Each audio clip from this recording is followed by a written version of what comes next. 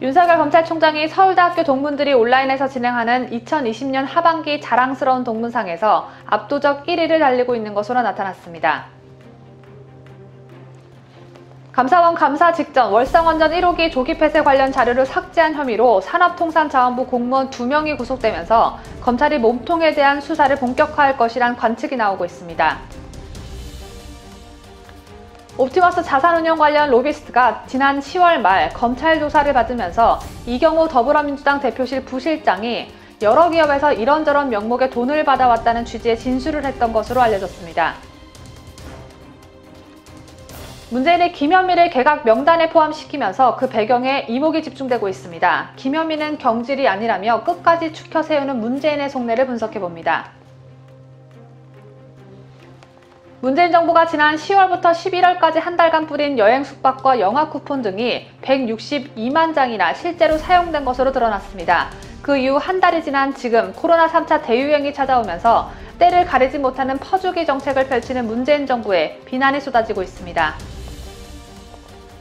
국민의힘당이 문재인 정부가 박상기 법무장관 재임 당시 김학의 전 법무차관의 출국 기록을 불법 사찰했다는 제보를 받았다고 밝혔습니다. 사실이라면 김학의 전 차관을 철저히 수사하라고 했던 문재인부터 깜빡하게 생겼습니다. 이 밖에도 다양한 소식이 준비되어 있습니다. 12월 7일 오늘 저희가 준비한 풍성한 소식과 함께 활기찬 한 주 맞이하시길 바랍니다.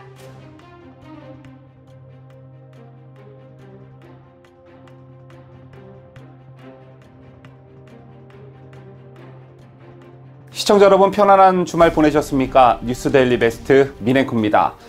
새로운 한 주를 시작하며 이번 한 주에는 굵직굵직한 사안들이 많이 예정되어 있는데 그중에서도 국민들의 관심을 가장 많이 끌고 있는 건 아무래도 오는 10일 열릴 예정인 윤석열 검찰총장에 대한 법무부의 검사징계위원회입니다. 만약 징계위가 열리게 되면 징계 여부와 수위가 관건이겠지만 징계위 개최까지도 변수가 많이 존재하는 상황인데요. 오늘은 먼저 윤석열 검찰총장에 대한 검사징계위원회 전망부터 살펴보도록 하겠습니다. 당장 오늘부터 변수가 있습니다. 오늘 전국 법관 대표 회의가 열리는데 각 법원의 판사 대표가 온라인으로 회의를 진행하게 됩니다. 그렇다면 이 법관 대표 회의와 윤 총장 징계와 무슨 상관이 있느냐? 원래대로 하면 하등의 상관관계가 없겠지만 추미애와 여권이 물고 늘어지고 있는 판사 사찰 문건 때문에 이 자리에서 이 문제가 논의될지 관심이 모아지고 있는 겁니다. 자, 여기서 윤 총장의 핵심 징계 사유인 이른바 판사 문건에 대해 사찰이다, 아니다 이런 구체적인 판단을 내놓을 가능성이 있는데요. 아직 판사 문건 문제가 정식 안건으로는 채택되지는 않았습니다. 자, 다만 법관 대표 회의에서 이 문제가 안건으로 올라와 해당 문건을 사찰로 규정하면 당연히 추장관과 여권의 힘이 실리게 되고 반대로 안건 자체가 올라오지 않거나 안건으로 올라온 뒤 사찰로 보기 어렵다는 결론이 나오면 윤 총장이 또다시 판정승을 거둘 것으로 예상됩니다. 자, 다음 예정대로 징계위가 10일에 열리게 될까 아니면 더 연기가 될까에 대한 문제입니다. 윤 총장 측은 검사징계법에 문제가 있다며 헌법 소원을 냈고 이 결정이 나올 때까지 해당 법의 효력을 멈춰달라고 가처분 신청을 냈습니다. 윤 총장 측이 문제 삼은 부분은 징계위 구성에 대한 문제인데요. 지금은 추미애 장관 마음대로 징계위원회를 위촉하거나 지명할 수 있어 그게 부당하다는 겁니다. 헌법재판소가 받아들이면 징계위는 당연히 연기가 되겠지만 헌재가 10일 이전에 판단을 내릴 가능성은 높지 않습니다. 헌재에서 법률 조항의 효력을 멈추는 가처분 신청이 받아들여지는 경우가 최근 10년을 통틀어 단 2건으로 극히 드문 데다가 결정이 나오는데도 최소 2, 3주는 걸렸기 때문입니다. 다음 변수 살펴보도록 하겠습니다. 다음 변수는 말도 많고 탈도 많은 징계위원회 구성과 관련한 얘기입니다. 아직 명단이 공개되진 않았고 당연직 위원만 알 수 있는 상황인데요. 이번 징계위는 총 6명이 심의하게 되는데 이용구 법무부 차관은 당연직 위원입니다. 나머지 5명은 추미애 장관이 지명하는 검사 2명과 위촉하는 외부위원 3명인데 윤 총장 측은 원전 사건 변호인을 맡았던 이용구 차관에 대해서는 기피 신청을 검토하고 있습니다. 제밖에도 검사위원회 심재철 법무부 검찰국장이나 이종근 대검 형사부장이 지명된다 하더라도 기피할 예정인데요. 심 국장은 판사 문건의 제보자로 알려져 있고 이 부장은 징계위 담당자인 박은정 감찰 담당관의 남편이라는 점이 기피 사유입니다. 그래서 윤 총장 측은 최소한 징계위 하루 전인 9일까지는 위헌 명단을 알려줘야 한다는 입장이지만 법무부는 개인정보라며 공개를 미루고 있는 상황입니다. 지금까지 윤석열 검찰총장에 대한 징계위를 놓고 변수가 될 사안들을 짚어봤는데요. 결론적으로 어떤 결과가 나오던 문정권에는 큰 치명타가 될 것이다 라는 점입니다. 사태가 장기화되면 될수록 국민들의 피로도는 증폭될 수밖에 없는 상황이 전개되고 있고 만약 헌재와 징계위원회에 대한 변수로 윤 총장이 검찰총장직을 유지하게 되면 월성 1호기 원전 수사 등 권력형 비리 사건으로 큰 타격을 입게 됩니다. 자, 반대로 청와대와 여권의 뜻대로 윤석열 찍어내기에 성공한다 할지라도 그 후 폭풍은 만만치 않을 전망인데요. 그런 상황이 도래한다면 비난의 화살은 추미애가 아닌 문재인에게 직접 향할 수가 있습니다. 자, 또한 이번 사태가 내년 4월 서울, 부산 재보궐선거는 물론 그 다음에 열리는 차기 대선에도 적지 않은 영향을 끼칠 수 있기 때문에 전국의 최대 현안으로 떠오를 거라는 데는 이견이 없는 상황입니다. 어느 정권에서나 이른바 실세 권력은 늘 있어 왔습니다. 이번 문재인 정권에서 실세 권력을 말할 때 늘 등장하던 이름이 바로 양정철이죠. 실제 지난 3월 더불어민주당이 원래 비례당 협상을 했던 정치개혁연합의 하승수 집행위원장은 양정철 민주연구원장이 집권여당의 대선 후보보다 막강한 힘을 휘두르는 것이 현실이라며 이낙연보다 양정철이 더 세다는 것이 말이 되냐라고 발언한 바 있습니다. 하승수 집행위원회 발언을 빼놓고 보더라도 양정철이 문재인 정권의 실세다라는 말은 공공연한 사실로 받아들여지고 있는데요. 작년 5월엔 서훈 국정원장과 서울모처의 한정식 집에서 비공개 만남을 갖다가 언론사 카메라에 포착되어 논란이 되었던 적도 있었습니다. 자, 그때 양정철은 민주연구원장이라는 공식 직함을 가지고 있었죠. 하지만 민주연구원장도 아닌 것이 그렇다고 행정부의 공식 직함이 있는 것도 아닌 그냥 양정철이 검찰총장 인사에 관여했다면 실세라는 말 앞에 한 단어를 더 붙여야 할 것입니다. 자, 바로 비선실세라는 말이죠. 최근 낙검수 출신 김용민의 폭탄 발언이 언론의 주목을 받고 있죠. 내용이 즉슨 윤석열 총장이 강력한 검찰총장 후보로 거론되던 시기에 윤석열, 양정철, 주진우, 김용민 이렇게 4명이서 회동을 했다고 하는데요. 김용민 주장에 따르면 주진우가 양정철과 윤석열 두 사람을 소개해 주었다고 합니다. 총 4명이 있던 이 자리에서 주 기자는 윤 총장에게 형이라고 호칭하며 양정철에게 반농담조의 충성맹세를 요구했다고 하는데요. 윤 총장도 양정철과의 만남을 시인한 바 있는데 인사청문회 당시 야당이 윤 총장이 2019년 2월경 양정철 전 민주연구원장과 부적절한 회동을 했다고 공격했습니다. 윤 총장에 대한 검찰총장 하마평이 무성할 때 문 대통령의 복심으로 불리는 양 원장과 만난 사실이 부적절하다는 그런 공세였습니다. 당시 윤 총장은 양 전 원장을 만났을 때는 다른 동석자도 있어 총장 인사와는 무관한 자리라는 입장을 밝힌 바 있는데요. 어쨌든 김용민의 주장에 따르면 이날 혹은 또 다른 날 윤 총장과 양 원장이 만났을 때 윤 총장을 형이라고 부르는 주전 기자도 동석했고 이 자리에서 양 원장에게 윤 총장이 충성맹세를 하라고 반농담조로 이야기했다는 겁니다. 자, 그리고 결과론이지만 이후 윤 총장은 검찰총장으로 임명됐습니다. 그렇다면 대통령을 위해 아무 직책을 맡지 않겠다며 야인으로 있던 양정철과 문재인과 대척점에 있던 이명박 박근혜 전 대통령 비판의 1등 공신이었던 기자신문의 주진우가 윤석열의 검찰총장 임명에 개입했을 가능성이 있다고 볼 수가 있습니다. 다른 게 비선실세가 아니라 이런 걸 두고 비선실세라는 거겠죠. 자, 만약 박근혜 대통령과 개인적 인연이 있었던 최서원 씨가 검찰총장 임명을 앞두고 검찰총장 후보와 조선일보 기자 등과 사석에서 만났다면 또 그게 언론에 알려졌다면 과연 어떤 일이 벌어졌을까요? 아마 당장 민주당은 탄핵하자고 덤벼들었을 거고 언론의 거센 공격을 받았을 것입니다.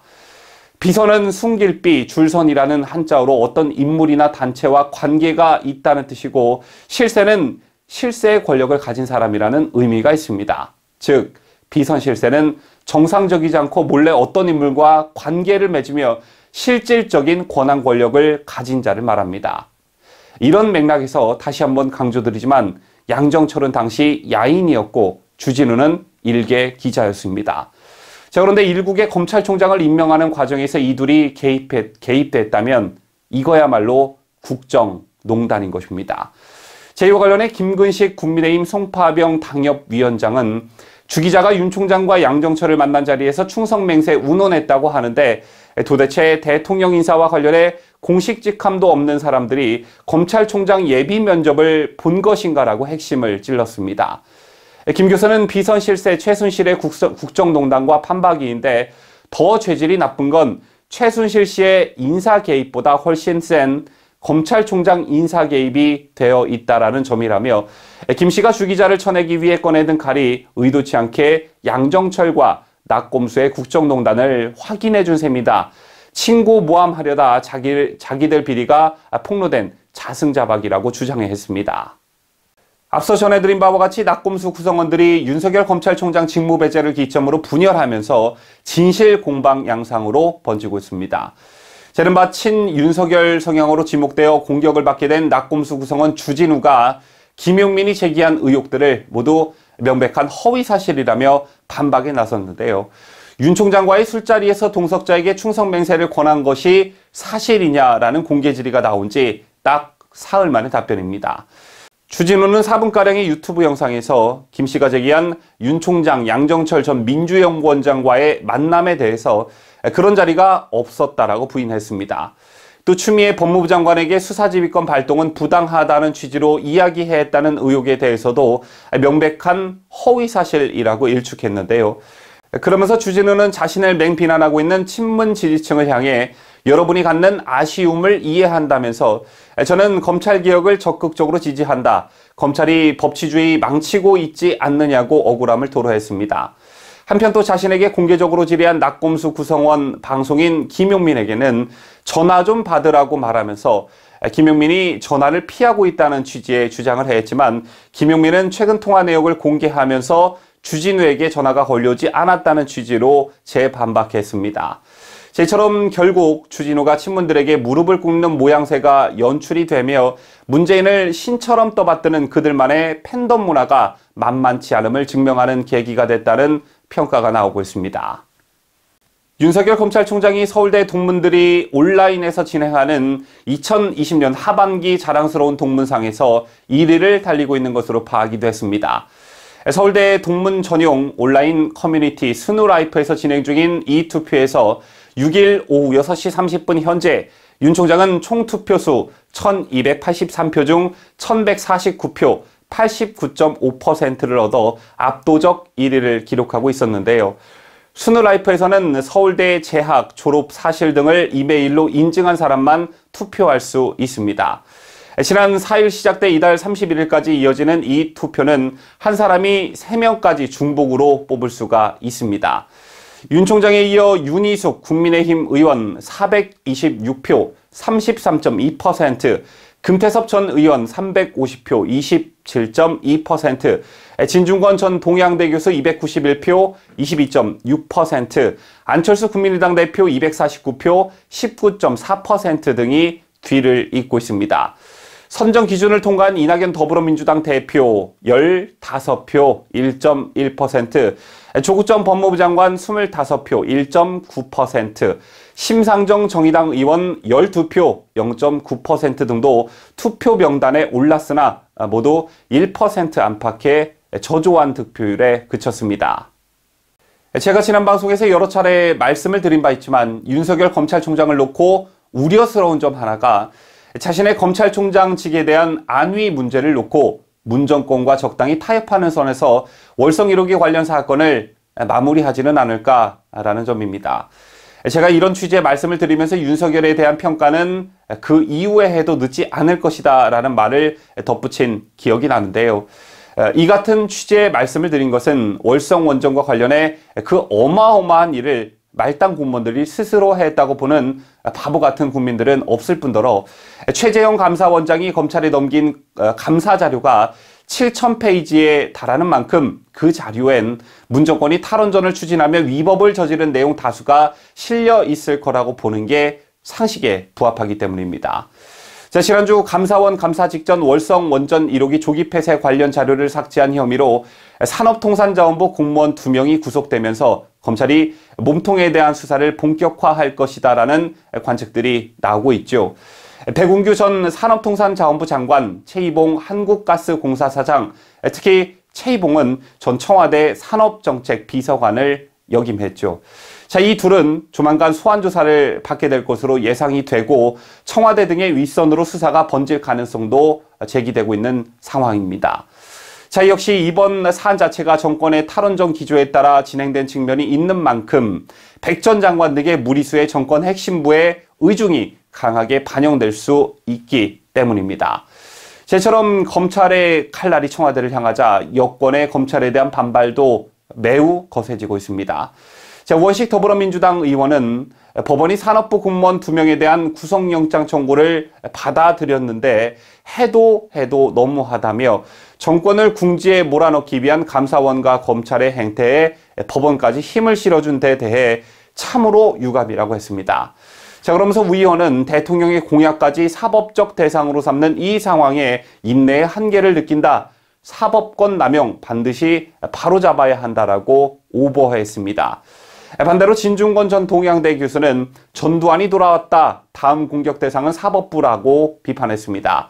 진 교수는 다른 글에서도 문재인 정권이 지금은 검찰을 장악하려 하지만 검찰 손보는 작업이 끝나면 사법부를 향할 것이라며 사법부까지 장악해 친문들의 해방세상, 대동세상이 오면 감격의 눈물을 흘리며 친문 독립만세를 부를 것이라고 예상했습니다. 그러면서 물론 대한민국이 그들이 생각하듯이 그렇게 만만한 나라는 아닐 것이라고 덧붙였습니다. 이낙연 더불어민주당 대표실 부실장 이모 씨의 사망을 둘러싼 의혹과 논란이 이어지고 있습니다. 이 씨는 지난 2일 서울중앙지검에 소환조사를 받다가 저녁 식사를 하러 나간 뒤 연락이 끊겼고 지난 3일 검찰청 인근에서 숨진 채 발견이 됐죠. 자, 이 사건과 관련해 여러 가지 해석이 나오고 있지만 저의 추측은 이렇습니다. SBS 단독 보도로 알려진 옵티머스 계열사 회사가 이낙연 당시 후보 사무실에 복합기 등의 임대료를 대납했다는 의혹이 세상에 알려졌습니다. 이 사건은 선관위가 고발한 사건이었고 수사는 중앙지검이 맡게 됐죠. 그때 나왔던 말이 추미애 라인으로 알려진 서울중앙지검의 이성윤 지검장이 여권의 최고 실세인 이낙연과 관련 있는 사건을 과연 제대로 수사하겠느냐라는 우려였습니다. 가뜩이나 이성윤 지검장은 여권의 권력형 비리 수사를 뭉개왔다는 비판을 받아왔습니다. 그런데 여러 보도가 있었지만 중앙지검의 1, 2, 3 차장이 모두 이성윤의 퇴진을 압박하고 평검사들도 동참하며 중앙지검의 분위기가 바뀌고 있는 상황에서 이낙연 측근의 극단적 사망 소식이 들려왔습니다. 그렇다면 이런 추측을 해볼 수 있을 것입니다. 여권의 중앙지검에 대한 일종의 압박으로 복합기를 대납받았다는 정도의 혐의로 일단락될 줄 알았던 수사가 중앙지검의 기류가 바뀌면서 이낙연 측근은 자칫 자신의 수사를 계기로 자신이 오랜 기간 모셨던 이낙연 대표에게도 피해가 갈 수 있을 것이다. 내 선에서 마무리하자라는 생각으로 그런 결정을 했을 거라 저는 예측해 봅니다. 즉 복합기 대납권 정도만 수사할 줄 알고 검찰에 들어갔더니 아니면 괜찮을 거다라는 뭔가의 언지를 받고 중앙지검에 수사받으러 들어갔더니 중앙지검의 기류는 많이 변해 있었고 그 정도에서 수사가 끝날 것 같지 않다라는 것을 직감했을 것입니다. 더군다나 이번 사건의 발단은 옵티머스 자산운용 관련 로비스트가 지난 10월 말 검찰 조사를 받으면서 이낙연 민주당 대표실 부실장 이모 씨가 여러 기업에서 월급 등 이런저런 명목의 돈을 받아왔다는 취지로 진술한 데서 출발했습니다. 자, 그렇다면 충성심이 강한 것으로 알려진 이낙연 대표의 부실장 이모 씨는 이 돈을 개인적으로 착복하려 했을까요? 자, 여기에 야당도 의심의 눈초리를 보내고 있습니다. 주호영 원내대표는 이날 의원총회에서 이성윤 서울중앙지검장이 옵티머스 자산운용 사건과 관련해 여권 핵심 인사들의 연루 의혹을 뭉개고 있다는 비판이 만연했다며 선거사무실 복합기 대여료 몇십만 원 정도를 받았다는 지금까지 혐의만으로 극단적 선택을 할 리 없다고 했습니다. 김기현 의원도 윤석열 검찰총장 직속 특별수사단을 구성하라고 촉구했는데요. 김 의원은 민주당 의원들은 검찰의 강압수사 의혹을 제기하며 물타기에 나섰다. 고 박원순 전 서울시장의 죽음에서처럼 고인에 대한 예의가 아니라며 사건 자체를 덮을 기세라고 지적했습니다. 또한 곽상도 의원은 한 언론과 통화에서 이 정부 안에 꼬리 자르기식으로 죽음을 선동하는 어둠의 세력이 있는 게 아닌지 의심이 든다라고 말했습니다. 그러면서 곽 의원은 지난해 11월 조국 전 법무부 장관의 가족펀드 연루 의혹을 받았던 참고인이 숨진 사건, 같은 해 12월 울산시장 선거 개입 의혹 사건에 연루된 청와대 민정수석실 수사관이 스스로 목숨을 끊은 사건, 지난 6월 윤미향 의원과 함께 정의기억연대의 회계부정 의혹에 연루된 마포쉼터 소장이 자택에서 숨진 사건 등을 언급했습니다.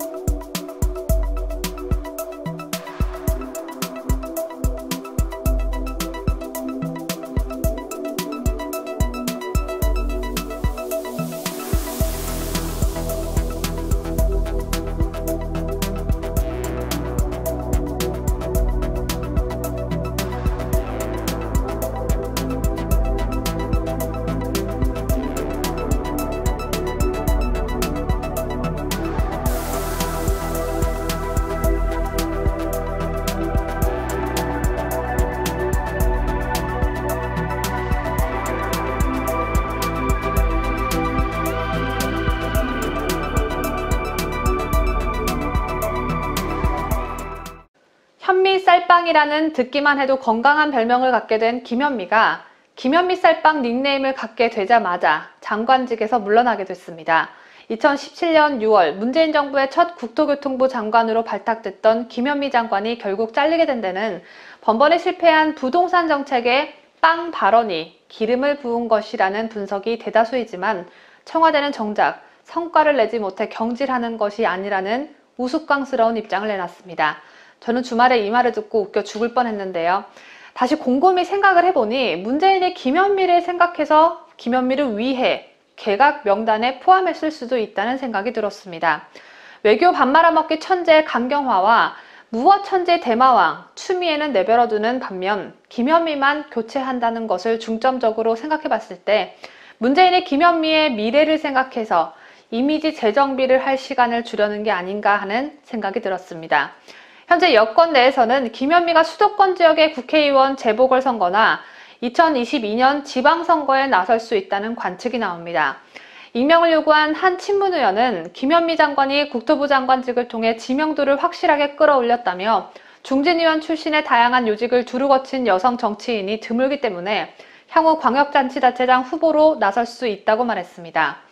김현미의 지역구였던 경기도지사나 김현미의 고향인 전북도지사로 나설 수 있다는 의미인데 그러려면 들끓는 부동산 민심으로 국민의 왼수가 된 김현미에게 이미지 쇄신을 할 시간을 주기 위해 김현미를 잘랐다는 게 저의 개인적인 분석입니다.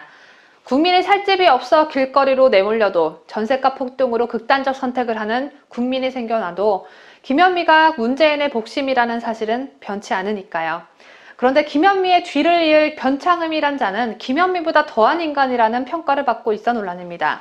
약간 조국과도 비슷한데 세종대 교수인 변창흠 내정자는 2006년 서울시장 선거를 시작으로 10년 이상 민주당 쪽 정치권과 깊은 관계를 맺어왔고 미스터리하게 돌아가신 박원순 전 서울시장과 김수현 전 청와대 정책실장 등과 호흡을 맞춰왔습니다. 그래서 조국처럼 정치와 교수를 합친 단어인 폴리패시어라는 비난을 받고 있습니다. 변창흠은 특히 선거 때마다 특정 후보 지지 선언에 이름을 자주 올렸습니다.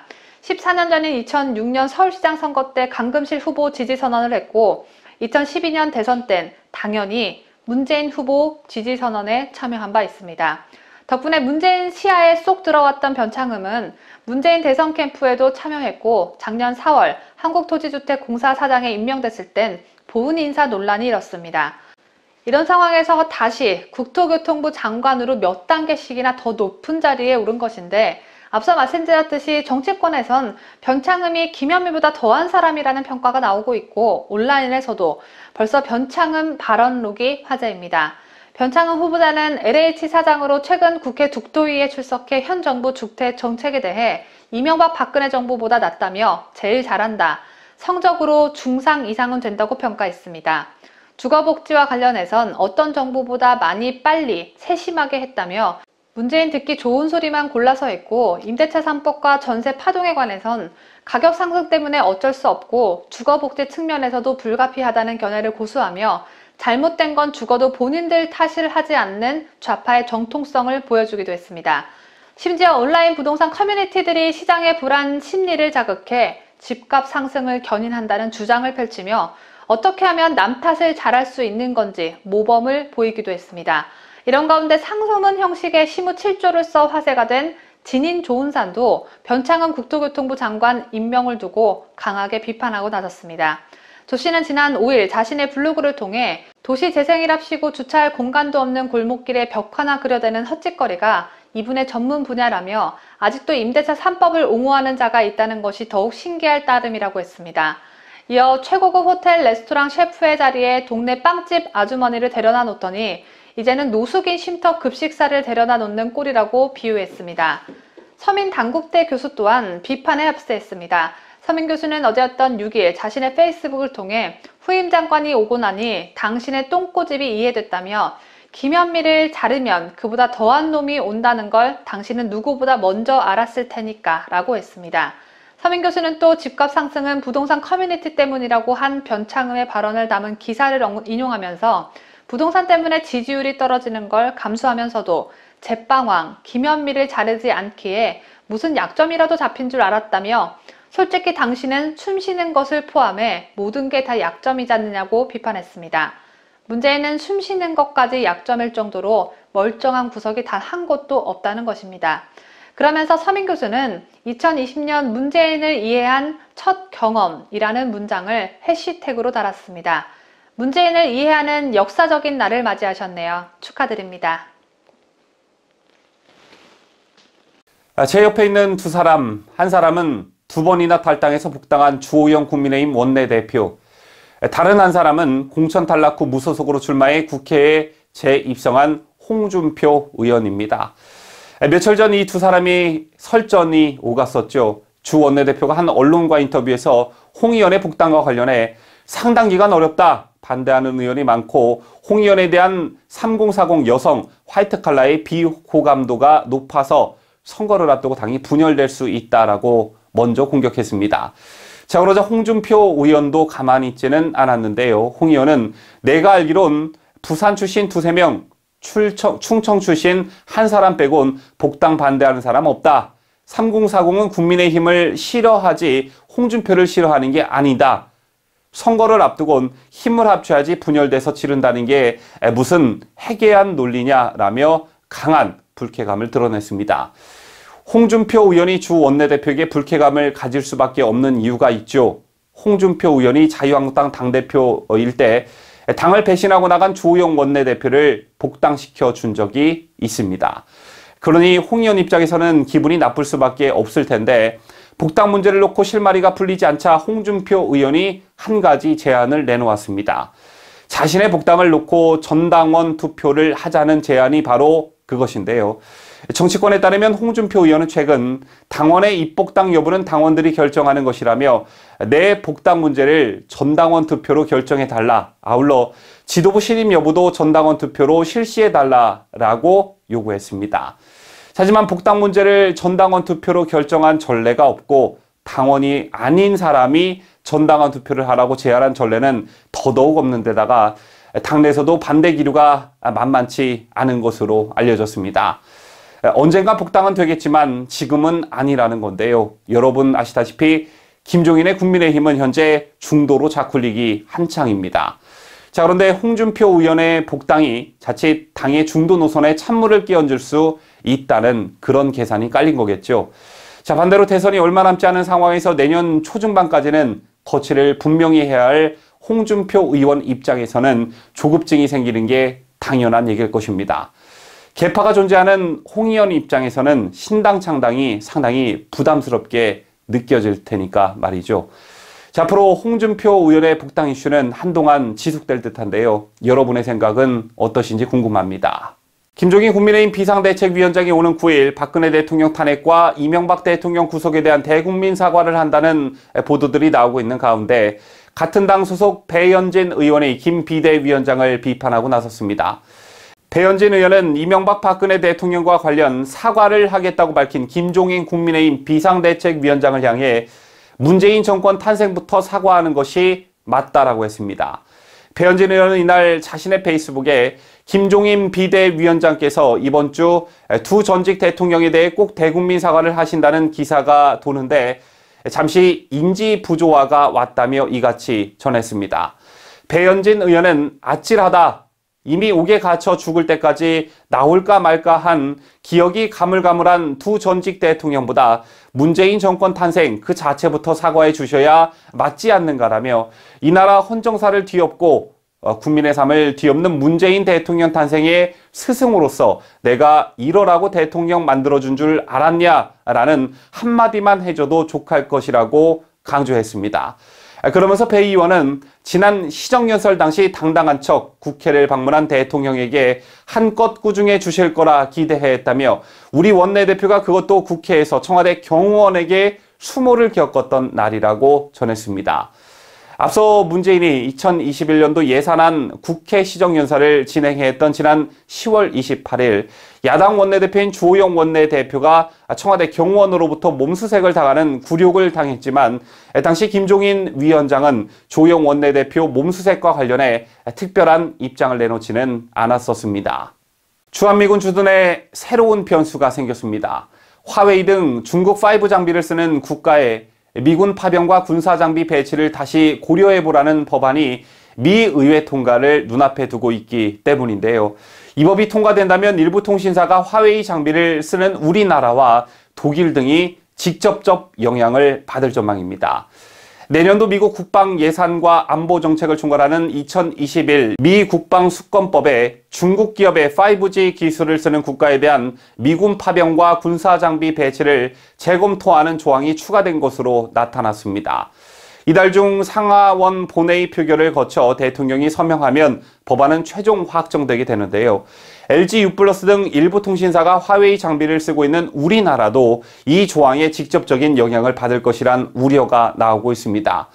우리 정부는 그동안 특정 업체를 사용하느냐 안 하느냐는 관계 법령상 민간 기업이 결정할 사항이라는 입장을 고수했지만 법안이 통과될 경우 주한미군 배치에도 영향을 미칠 수 있어 이에 대한 대책 마련이 시급하다는 지적이 나오고 있습니다. 일본 교도통신이 영국이 내년 초 최신의 항공모함 퀸 엘리자베스를 중심으로 한 항모전단을 일본 군내에 장기 파견할 것이라고 보도했습니다. 태평양에서 미국, 호주, 일본이 주도하는 대중견제에 영국까지 가세하는 형국이어서 기분 좋은 소식이 아닐 수 없습니다. 지난 5일 교도통신에 따르면 해당 항모전단은 오키나와현 등 일본 난세이 제도 주변을 포함한 서태평양에서 주일 미군의 지원을 받으면서 자위대, 미군과 합동훈련을 합니다. 6.25 전쟁 참전국인 영국군은 유엔 결의로 정해진 유엔군 지휘협정에 따라 주일 미군 시설 및 구역에서 보급을 받을 수 있습니다. 서태평양에서 미국 또는 주변국의 국가의 상무전단이 장기간 활동하는 건 이례적인 일입니다. 이 같은 결단이 중국의 남중국해 영유권 주장과 홍콩의 민주화 인사 탄압에 대한 영국 정부의 강한 우려에서 비롯됐다는 게 교도통신의 해석입니다. 영국 항모의 파견이 이뤄지면 중국 공산당은 즉시 반발할 것으로 예상됩니다. 때문에 해상자위대는 중국의 반발 정도를 보면서 영국 항모에 대한 후방 지원 수위를 조절할 방침입니다. 교도통신은 해상자위대가 중국에 대한 과도한 자극을 피하기 위해 적극적인 후방 지원에 신중하다고 설명했습니다. 중국 공산당발 코로나가 확산하는 가운데 수험생들의 수능까지 치러지면서 코로나의 작은 불씨가 대형 산불이 된 모양새입니다. 서울은 사회적 거리두기를 2.5단계로 격상하고 오후 9시가 되면 소등을 해야 하는 등 방역 지침을 더욱 강화하고 나섰는데 자영업자분들의 근심 걱정은 날로 커져만 가고 있습니다. 이런 가운데 문재인 정부가 내수 부양을 이유로 뿌린 문화 여가 소비 쿠폰이 지난 10월에서 11월 한 달간 총 162만 장 이상이 실제로 사용된 것으로 확인됐습니다. 앞서 정부는 광복절 집회가 개최되기 전인 지난 8월 총 848만 장의 쿠폰 발급을 계획했었습니다. 하지만 코로나가 3차 대유행으로 접어들 조짐을 보이자 정부는 한 달 만에 소비 쿠폰 발급을 중단했습니다. 하지만 이미 소비된 쿠폰의 양이 막대하다는 사실이 드러나면서 문재인 정부는 이번 코로나 3차 대유행을 자초했다는 비판을 피하긴 어려워 보입니다. 이러고도 정은경 질병관리청장이 영국 BBC 방송이 선정한 올해의 여성 100인에 들 자격이 있을까요? 정부가 쿠폰을 뿌리면 저지를 했어야 하는 게 질병청장의 역할이었을 텐데 말입니다. 보도에 강혜국 기자입니다. 지난 4일 국회 문화체육관광위원회 소속 김승수 국민의힘당 의원이 문화체육관광부 등으로부터 제출받은 자료에 따르면 정부가 지난달 22일부터 단계적으로 발급한 영화 숙박, 여행 공연 전시 체육 소비 쿠폰이 162만 1,417장 사용됐습니다. 세부적으로 영화 쿠폰은 지난 10월 30일부터 지난달 22일까지 79만 장이 사용됐습니다. 영화 쿠폰은 1인당 6,000원 할인으로 각 영화관 온라인 예매처 등의 홈페이지 또는 애플리케이션에서 받을 수 있게 했습니다. 서민경제의 어려움을 들어주기 위한 문화소비 활동에 적극적으로 동참하셔서 내수관광 활성화를 목표로 7만 원 이하 숙박업소에서 쓸 수 있는 3만 원권과 7만 원 초과 숙박업소에서 사용 가능한 4만 원권으로 구성된 숙박 쿠폰은 지난달 4일부터 23일까지 44만 393장이 사용되며 6대 소비 쿠폰 중 가장 많은 이용률을 보였습니다. 문제는 이 기간에 코로나 확진자가 급증하며 3차 대유행이 시작됐다는 점입니다. 이와 관련해 문체부 관계자는 뉴데일리와의 통화에서 코로나 상황을 고지하고 좀 더 안정될 때 소비 쿠폰을 사용할 수 있게 안내한다고 밝혔습니다. 지들도 코로나 확산이 쿠폰 때문이라는 비난을 들을까봐 헐레벌떡 쿠폰 사용을 못하게 한다는 건데 이미 엎질러진 물을 주워 담기란 쉽지 않겠죠. 정부는 지난달 24일 문화여가 6대 소비 쿠폰 발급을 중단하며 뒷공문의를 쏙 빼려고 했지만 코로나 확산 상황에서 정부가 내수 부양을 목적으로 대면 소비를 부추겼다가 방역위기를 초래했다는 지적은 이미 거세게 받고 있습니다. 김승수 국민의힘당 의원은 정부가 성급히 대면 소비를 부추겼다, 방역위기를 자초한 만큼 앞으로는 소비 쿠폰 사용과 코로나 대유행의 역학관계를 면밀히 관찰하며 정책을 추진해야 할 것이라고 지적했습니다. 이어 쿠폰 발행 등의 간접 지원보다는 피해 업체에 직접 지원하는 방안을 적극 검토할 필요가 있다고 강조했습니다. 뉴스데일리 베스트 강혜국입니다. 국민의힘당이 법무부가 민간인 불법 사찰을 했다는 공익 제보를 받은 사실을 알려와 충격을 주고 있습니다. 문재인 정부는 적폐 청산을 하겠다며 세월호 사찰이라는 죄명으로 전 정권 사람들을 수세로 몰아넣고 윤석열 검찰총장 또한 판사 사찰 프레임을 뒤집어 씌웠죠. 그랬던 자들이 되려 불법 사찰을 일삼았다면 큰 파장이 일 수밖에 없는 소식인데 국민의힘당이 받은 제보에 따르면 법무부는 일선 공무원을 동원해서 김학의 전 법무부 차관의 실시간 출국 정보 등을 무려 100차례 이상 불법으로 뒤졌다고 합니다. 만약 제보자의 주장대로 100번 이상 뒤져봤다면 사찰을 밥 먹듯이 한 거나 마찬가지인데 소름이 끼칠 정도로 정말 이 정부 사람들 점점 더 무서워집니다. 당시 법무부 장관은 박상기였습니다. 박상기 전 법무장관은 현재 피고인 신분으로 재판을 열심히 받고 있는 조국이 법무장관에 내정되기 전까지 약 2년간 법무장관직을 수행했습니다. 공익제보 내용에 의하면 김학의 전 법무부 차관 출국 여부를 알아보기 위해서 법에 없이 한 3일간 100수십 회에 걸쳐서 출입국 관리 전산망에 무단으로 권한 없이 출입국 관리 공무원들이 들어가서 출국 여부를 체크를 했고 사찰을 했다는 내용입니다. 이 사찰 내용이 출입국 관리 본부장, 법무부 차관, 법무부 장관에게 모두 보고가 돼서 공유했다는 그런 내용입니다. 이것이 사실이라면 법무부의 수뇌부부터 말단 조직까지 모두가 공모해서 불법 행위를, 불법 사찰을 자행한 그런 결과가 되는 것이죠. 주호영 국민의힘당 원내대표는 어제 6일 열린 국민의힘당 화상의원총회를 통해 지난주 우리 국민의힘으로 문재인 정권이 자행한 민간인 사찰의 전모를 담은 공익신고가 접수됐다며 제보 내용을 상세히 밝혔습니다. 주호영 원내대표는 조국 전 법무장관이 주장한 바에 의하면 명백한 민간인 불법 사찰이라며 법무부 직원들이 국가의 중요 정보 통신망 가운데 하나인 출입국 관리 정보 시스템을 불법으로 이용한 것만으로도 중대한 범죄 행위라고 지적했습니다. 그 이후에 감찰 과정에서 이런 사실이 다 드러났음에도 불구하고 수사 의뢰하거나 처벌하지 않고 묵살했다는 그런 내용입니다. 만약에 이것이 사실로 밝혀질 경우에는 법무부 장관, 차관, 출입국관리본부장을 비롯한 관계공무원 전원이 이 사법 처리를 받아야 될 그런 상황인 것 같습니다. 사법 처리 불가피성을 재차 강조한 주호영 원내대표는 최동욱 전 검찰총장 당시 사태를 언급했습니다. 최동욱 전 검찰총장 혼내자와 관련한 점에 서초구청 공무원 3명이 주민등록 조회를 했다는 이유로 모두 구속이 돼서 실형을 받았습니다. 거기에 비하면 이것은 집단적으로 공무원들이 이 단체 카톡방을 만들어서 상황을 실시간 공유하면서 조직적으로 사찰을 했을 뿐만 아니라 주호영 원내대표에 따르면 공익신고자는 법무부 직원들의 사찰 시작 시점을 2019년 3월 20일로 봤습니다. 주 원내대표는 이들은 2019년 3월 20일 밤 0시 8분 김학의 전 차관에 대한 긴급 출국 조치가 실시되기 이전부터 불법 행위를 되풀이했다며 문재인 대통령은 2019년 3월 18일 당시 박상기 법무부 장관, 김부겸 행안부 장관을 불러서 김학의 전 법무차관의 별장 성접대 의혹, 고 장자연 씨 사건에 대한 철저한 수사를 지시했다. 문재인 정권은 대통령이 좌표를 찍은 한 민간인을 문재인 대통령이 미워한다는 이유 하나만으로 불법 사찰했다고 했습니다. 제가 항상 시청자 여러분께 강조하는 것이 하나 있죠. 내가 그렇게 하기 때문에 남들도 그렇게 할 거라고 의심하는 것. 이 정부 사람들은 이런 생각이 너무도 뿌리 깊게 박혀 있습니다. 특활비 같은 경우에도 결국 추미애 법무부가 특활비를 불투명하게 쓰기 때문에 윤석열의 대검찰청 특활비를 물고 늘어지는 것 아니겠습니까? 문재인 정부가 뒤집어 씌우는 사찰 프레임이 지긋지긋한 찰나였는데 때마침 소중한 공익제보가 들어와서 다행이긴 합니다만 이걸 국민의힘당이 잘 활용하면서 훌륭한 역공을 펼칠 수 있을지 걱정도 함께 되는군요.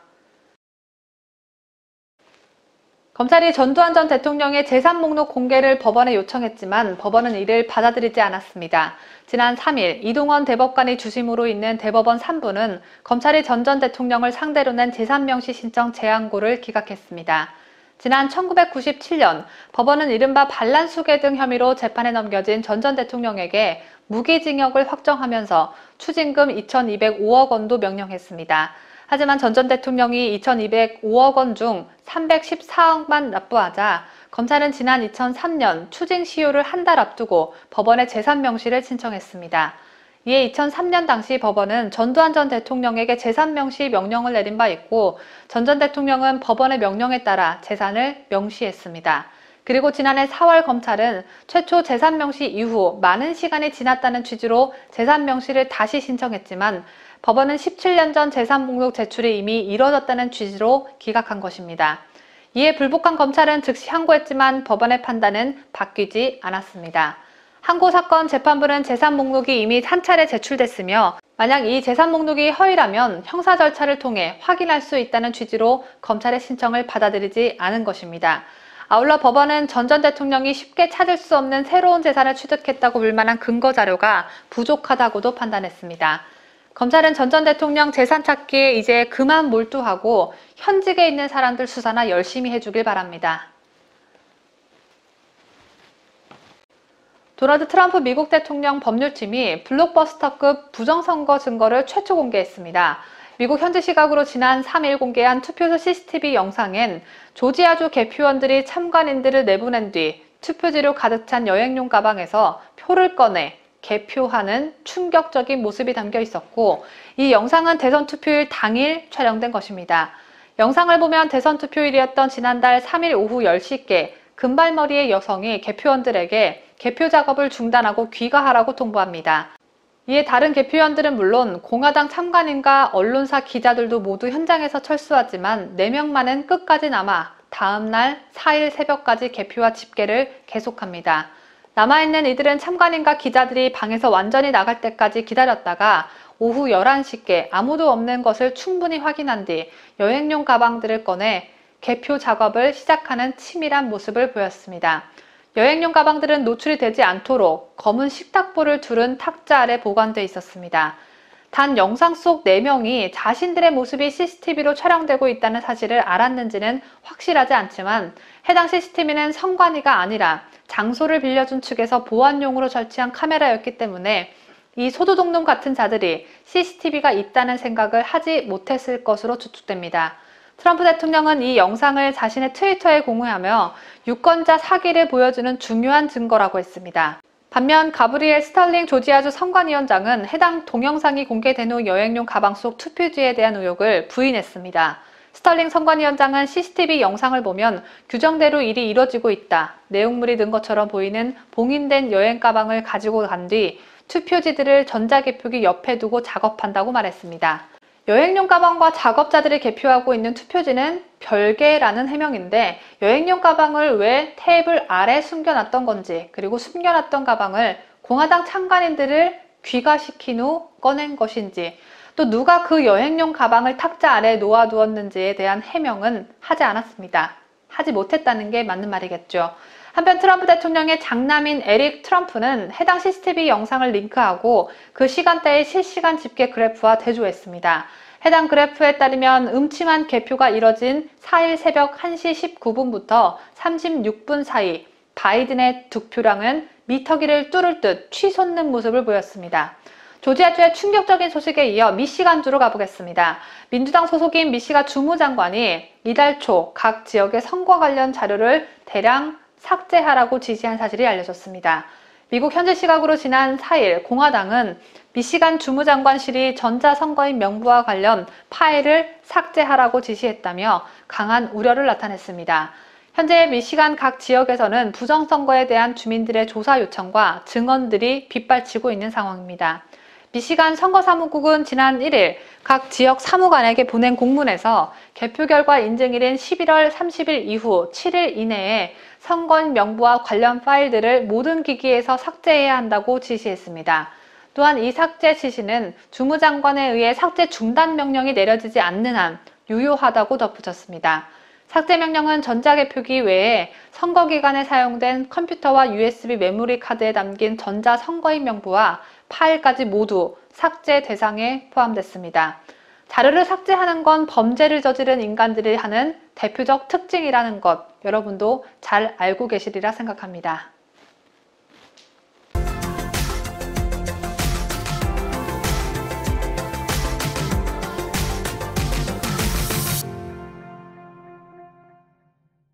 이상으로 저희가 준비한 뉴스를 모두 마치도록 하겠습니다. 코로나 재유행으로 답답한 연말이 될 듯하지만 국민 여러분 모두 조금 더 힘을 내셨으면 좋겠습니다. 지금까지 저는 뉴스데일리 베스트 민앵커였고요. 저는 내일 더 알찬 소식을 가지고 다시 돌아오도록 하겠습니다. 끝까지 시청해주신 여러분 대단히 감사합니다.